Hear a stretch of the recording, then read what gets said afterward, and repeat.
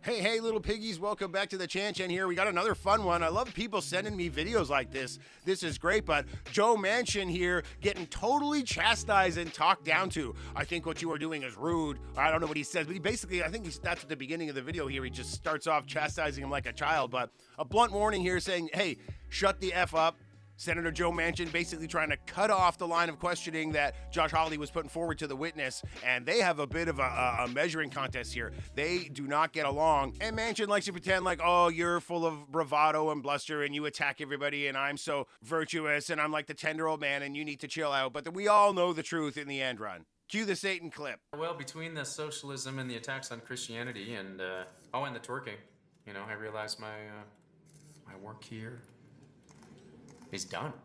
There we go. If you're not watching the Babylon Bees Satan skits, you are out of your mind. But hey, like, follow, subscribe. Thanks a lot for checking us out here. Please leave a comment, an emoji, anything. It'll be awesome. But let's also check out this video that I got sent by a fan. Thanks, guys, for sending me these videos. Senator, you don't get to control what questions I ask or don't ask. Quite frankly, I think what you're doing is abusive. And I'm going to call you out on it.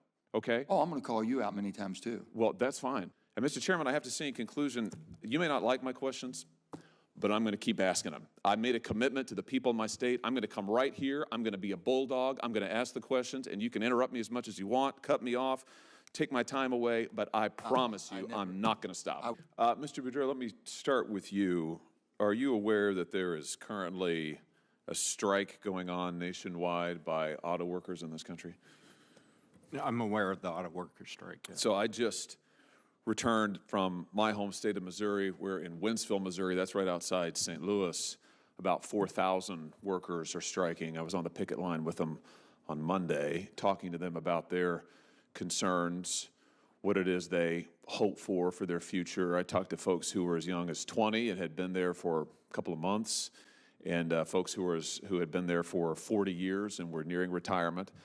And one thing I heard consistently is they're worried about the future of their jobs. The younger workers, is there going to be auto working jobs in this country after this administration finishes forcing the auto industry into an electric vehicle production that is made predominantly overseas? I'm sure you know where most electric vehicles are made in the world. It is an enormous priority for the administration, part of the reason why the president himself joined auto workers in the strike to where are 54% of electric vehicles made globally? The entire point of where are 54% of electric vehicles made globally? The whole point is. No, I'm asking you a question. Where are 54% of electric vehicles made globally? You don't know? I don't know about that number. I know that the answer is China. Where is the critical? Wait, hold on a minute. Hold on a minute. Where is 73% of cobalt refining? Where does it take place globally? Overseas. Where specifically? Probably China. Yeah, China. Where is most cobalt mining performed? Who owns most of the cobalt mines in the world? Probably most of that sourcing is in Africa. It's China has the majority. 77% of electric vehicle cathodes are made in China. 92% of anodes are made in China. 66% of battery cells are assembled in China. The New York Times recently did a report on this. The New York Times, not a notably right-wing publication, that said, can the world make an electric car battery without China? Their conclusion, the only winner so far is China. My question is, why would we want to make our auto industry dependent on supply chains in China? Why is that a good idea? We don't. Then why are you doing it? The entire point of this conversation, the entire point of this hearing is to domesticate and make more reliable the sourcing of the materials to support. Then why are you shutting down critical mining in the United States? We're not. You are. Why did you close the Twin Metals mine in this country earlier this year? 225,000 acres in Minnesota, which mines critical minerals like copper, nickel, cobalt. Again, the entire point of this conversation is to do mining in a responsible way that also reconciles with... In a responsible way. First of all, answer my question. Why did you close the Twin Metals mine? Because of the threat to the boundary waters, which is one of the largest economic drivers in Minnesota. So you think that we shouldn't have critical supply chains in the United States, jobs, good-paying jobs with labor protections in the United States? Not at the expense of one of the richest fisheries in the United States and the world, such as in Alaska and the Pebble Mine. Not at The Twin Metals mine isn't in Alaska. It's in Minnesota. It's 225,000 acres in Minnesota.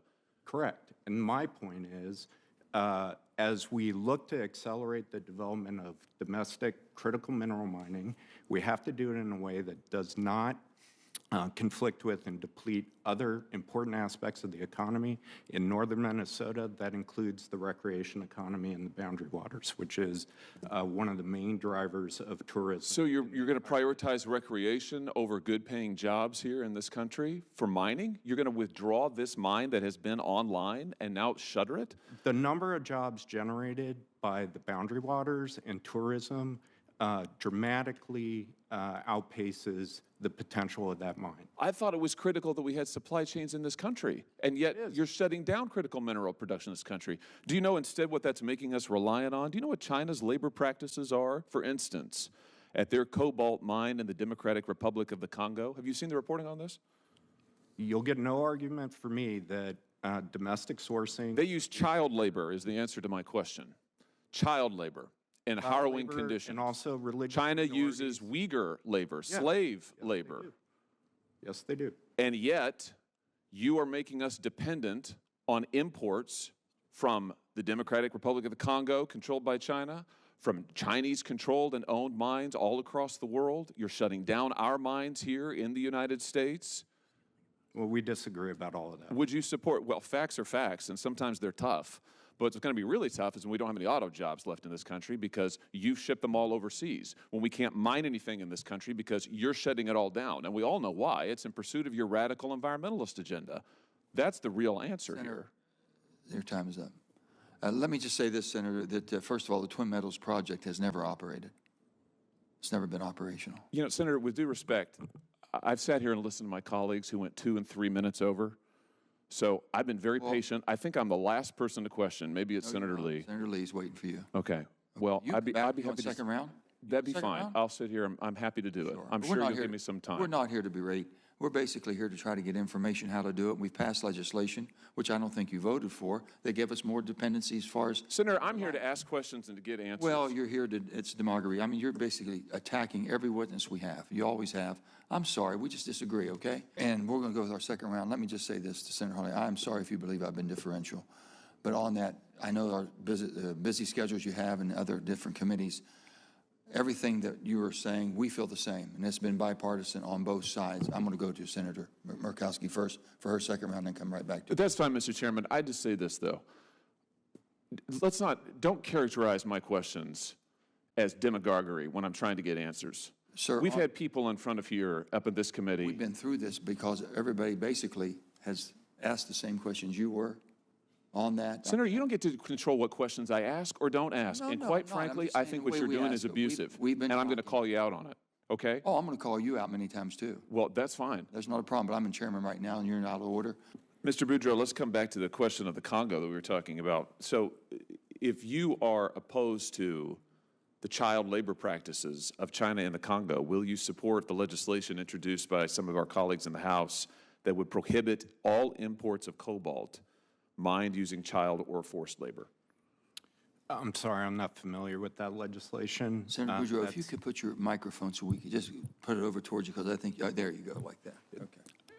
I'm not familiar with that legislation. I do agree with you that those types of practices are practices that we need to eliminate from our sourcing of critical minerals. So you would support a prohibition, you would support a ban on imports in principle of any of these critical minerals that have been mined using child labor? No, I support not? working hard to transition away from sources that use those types of practices. Well, why not ban it? Why not say if it's got child labor in the supply chain, we're not going to import it in this country. We're think not that going would to have prop up massive child. Wait, I'm not implications done for the yet. We're not going I'm to sorry. we're not going to prop up child labor in this country or fund it. I think an abrupt ban would, again, I haven't studied this issue. One of the questions I would ask in connection with a ban like that would be what the impacts, including economic disruption, of such a ban would be. Well, the impact would make slave labor and child labor extremely expensive. It would make American labor a lot more attractive. That's what it would do. It would incentivize jobs with labor protections in this country. Shouldn't we want that? Again, I haven't reviewed that legislation. I don't know what the impacts of it would be. I agree with you that getting reliable sourcing that does not associate with those types of practices should be the goal of the United States. But you can't agree that we should ban it. Again, I haven't studied the legislation. It's hard for me. Well, then what, that I guess, question. let me just ask you a broader question. What steps are you taking to decouple American mineral production from slave labor then? Slave labor is completely illegal in the United States, has been since the 19th century. And so the domestic sourcing in the United States is preferable over activities like you're describing in the Congo. But yeah, obviously. But we are reliant, as you and I talked about in our first round of questioning, we are heavily reliant on supply chains that is shot through with slave labor and child labor in China, in the Congo, elsewhere. So my question is, what are you doing to decouple us from those supply chains? You won't support a ban on child labor. So what do you propose then?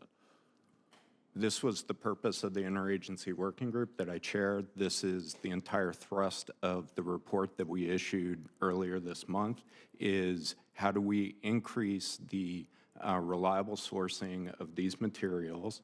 I think Dr. Yergin makes an excellent point about refining as well, to decouple, again, our reliance on sources that involve practices that are abhorrent to us.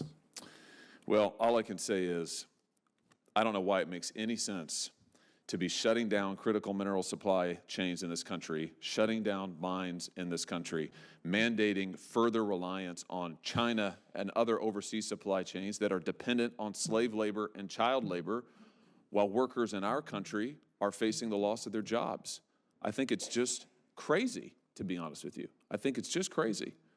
And Mr. Chairman, I have to say in conclusion, you may not like my questions, but I'm going to keep asking them. I made a commitment to the people in my state. I'm going to come right here. I'm going to be a bulldog. I'm going to ask the questions, and you can interrupt me as much as you want, cut me off, take my time away, but I promise you I'm not going to stop. I would never do. Let me just tell you one thing.